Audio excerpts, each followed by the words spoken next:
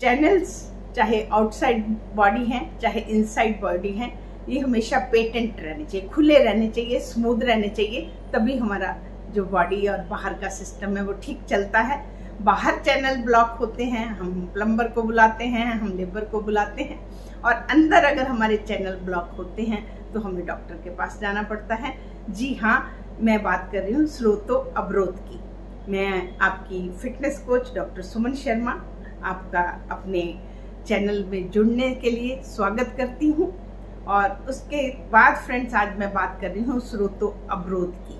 स्रोतो अवरोध मतलब चैनल्स का अवरोध होना। मैं आपको समझाती हूँ। हमारे अंदर एक दिल है, फेफड़े हैं और बहुत सारी चैनल्स हैं जिसे हम आर्टरीज एंड वेन्स बोलते हैं।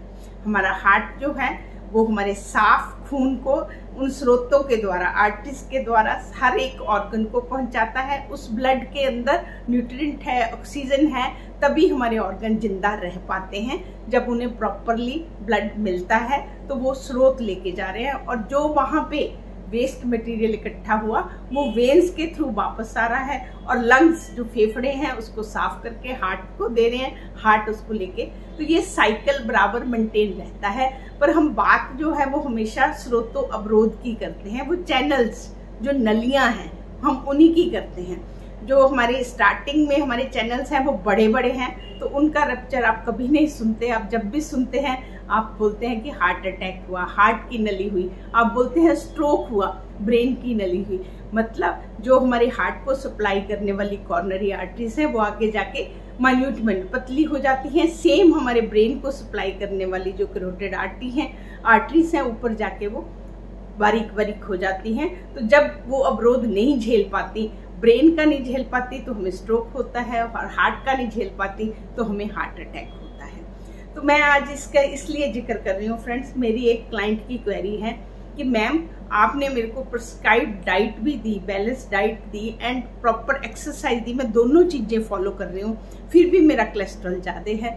तो क्या मैं आज आपसे के साथ चर्चा करूंगी कि क्या डाइट ही अकेला फैक्टर है जो हमारे कोलेस्ट्रॉल को बढ़ाता है। कोलेस्ट्रॉल हमारी बॉडी के लिए बहुत जरूरी है, क्योंकि हमारे बहुत सारे हार्मोन्स और इवन सेल्स जिनके बिना हमारी बॉडी की एग्जिस्टेंस ही नहीं है, सेल मेम्ब्रेन, वो कोलेस्ट्रॉल से ही बनती है। तो भगवान जो है वो 75% कोलेस्ट्रॉल जो है वो हमारा लिवर ही बनाता है, 25% हम सिर्फ डाइट से लेते हैं। तो अगर हम कंट्रोल करेंगे तो वो 25% ही कंट्रोल होगा, 75% जो है वो तो अंदर बन रहा है। कोलेस्ट्रॉल फ्रेंड्स हमेशा बुरा नहीं होता, पर बात हमेशा बुरे की हम करते हैं, क्योंकि बुरा कोलेस्ट्रॉल जो है वो स्रोतो अवरोध करता है। तो कोलेस्ट्रॉल मैं आपको बताती हूँ, जब हम खाली पेट जाके आप एक ब्लड का टेस्ट कराइए, उसमें आपको लिपिड प्रोफाइल उस टेस्ट को बोलते हैं, उसमें इस तरह की वैल्यूज आपको नजर आएंगी। ये जो मैं रिपोर्ट में आपको दिखा रही हूँ, सबसे ऊपर आपको टोटल कोलेस्ट्रॉल नजर आएगा, ये आपको 200 से नीचे रखना है। और उसके बाद आपको LDL नजर आएगा, जिसे हम बुरा कोलेस्ट्रॉल जो लोअर डेंसिटी लिपोप्रोटीन बोलते हैं, इसको आपको 100 से नीचे रखना है। और अगर आपका कोई हार्ट इश्यू है तो आप इसे 70 से भी नीचे रखिए, कम रखिएगा।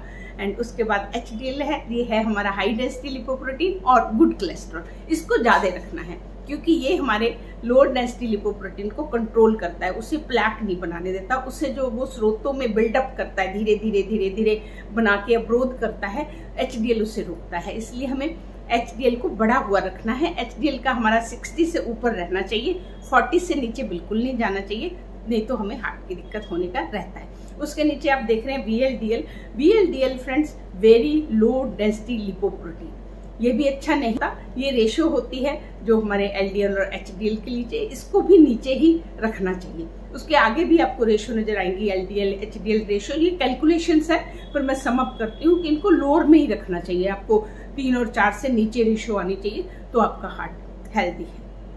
तो ये तो आपकी वैल्यूज हुई। अब मैं बताती हूँ, हमारे से पूछते हैं कस्टमर, मैम इसके कोई सिम्टम्स है? इसका कोई भी सिम्टम नहीं होता। सबसे मेन बात तो यही है। अब किन लोगों को ये कराना चाहिए? अगर आप ओबीस हैं, आप मोटे हैं, आपको कोई मेटाबॉलिक डिसऑर्डर है, आप जैसे आपको थायराइड है, उसमें आपका मेटाबॉलिज्म स्लो होता है, आपको डायबिटीज है, या आपको कोई और इन्फ्लेमेटरी डिजीज है, आर्थराइटिस है, तो आपको जरूर अपना लिपिड प्रोफाइल कराना चाहिए। उसके बाद अगर आपकी हेरिडिटी में है, आपके ग्रैंड पेरेंट्स को है, आपको पेरेंट्स को है, तो 6 से 11 साल की उम्र में साइंस बोलती है आपको एक बार अपना लिपिड प्रोफाइल हो जाना चाहिए। उसके बाद अगर आपका लाइफस्टाइल ऐसा है, आप एक्सेसिव अल्कोहल यूज करते हैं, आप स्मोकिंग करते हैं, तो आपको अपना लिपिड प्रोफाइल जरूर कराना चाहिए। अगर आपकी फैमिली में कोई हेपेटाइटिस बी, हेपेटाइटिस सी जो और किसी लिवर डिजीज से ग्रसित है उसे कराना चाहिए। अगर आपकी फैमिली में किसी को हार्ट अटैक की हिस्ट्री है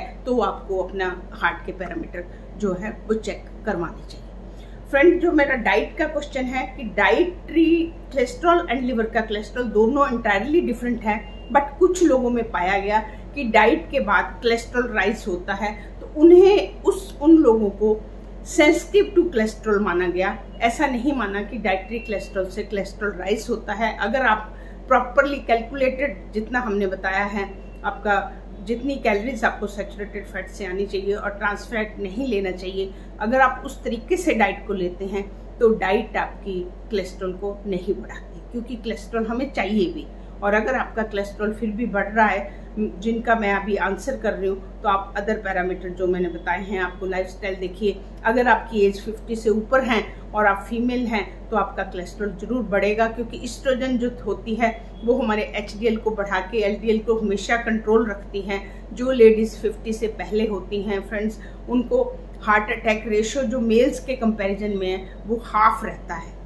और जैसे ही मेनोपॉज होता है, पीरियड्स बंद होते हैं, एस्ट्रोजन खत्म होता है, तो उनकी रेशियो बराबरी पे आ जाती हैं, मेल फीमेल और सेम रेशियो। अगर एक मेल को हार्ट अटैक आता है 50 के बाद तो एक फीमेल को भी आता है। इसलिए जो मेरी सिस्टर्स हैं 50+ हैं वो अपना बहुत ध्यान रखें। ध्यान कैसे रखें? क्योंकि एस्ट्रोजन चला गया, आपकी हार्ट को बचाने वाला गार्ड चला गया, तो आप खुद अपनी डाइट पे अपनी शुगर को कंट्रोल रखिएगा। अगर आपको थायराइड है उसकी टैबलेट लीजिए, अपने डॉक्टर से मिलते रहिए, टाइम टाइम से उसे चेक कराइए, आप अपने एक्टिव रहिए, फिजिकल एक्सरसाइज करें। तो ये सब अगर आप करेंगे तो आपका जो स्रोत जो है वो पेटेंट रहेंगे और आपको स्रोतों अवरोध नहीं होगा, ना आपको फटीग लगेगी, ना आपको कोई दिक्कत आएगी, और आप अपनी फिट जर्नी जो है अच्छे से चलाएंगे। और इसी तरीके से मेरे साथ जुड़े रहिए। हम एक दिन फिट इंडिया में आगे कदम बढ़ाएंगे। नमस्कार।